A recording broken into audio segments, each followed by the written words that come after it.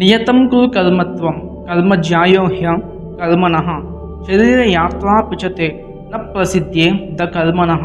శ్లోకానికి అర్థం ఏంటి అంటే అర్జునుడితో కృష్ణ పరమాత్మ ఈ విధంగా చెప్తూ ఉన్నారు. అర్జున, శాస్త్రాలకు అనుగుణంగా కర్మలను అనుసరించాలి. ఎటువంటి కర్మ చేయకుండా ఉండడం కన్నా ఏదొక కర్మ చేయడం ఉత్తమం అనేసి అర్జునుడికి కృష్ణ పరమాత్మ చెప్తూ ఉన్నారు. భగవద్గీత 3వ అధ్యాయం 8వ శ్లోకం. అలాగైనా ఈ విధంగా అంటూ ఉన్నారు. అర్జున, కర్మలు చేయకుండా ఉంటే శరీర నిర్వహణ చాలా కష్టంగా మారుతుంది అనేసి. అంటే మన యొక్క జీవితం అనేది చాలా కష్టంగా అయిపోతుంది. దాంతోపాటు మనకి సోమరితనం కూడా అలవాటు అవుతుంది అనేసి చెప్తూ ఉన్నారు. ఇది భగవద్గీత 3వ అధ్యాయం 8వ శ్లోకానికి అర్థం. మీకు కనుక నచ్చిందనుకుంటే ఒక్కసారి లైక్ చేయండి, ఊరంతా కామెంట్ చేయండి. ఇంకెన్ని శ్లోకాలు కూడా మీరు డైలీ వినాలి అనుకుంటే యూట్యూబ్లో అయితే మన ఛానల్ని సబ్స్క్రైబ్ చేసుకోండి, ఇన్స్టాగ్రామ్లో అయితే పేజ్ని ఫాలో అవ్వండి. హరే కృష్ణ.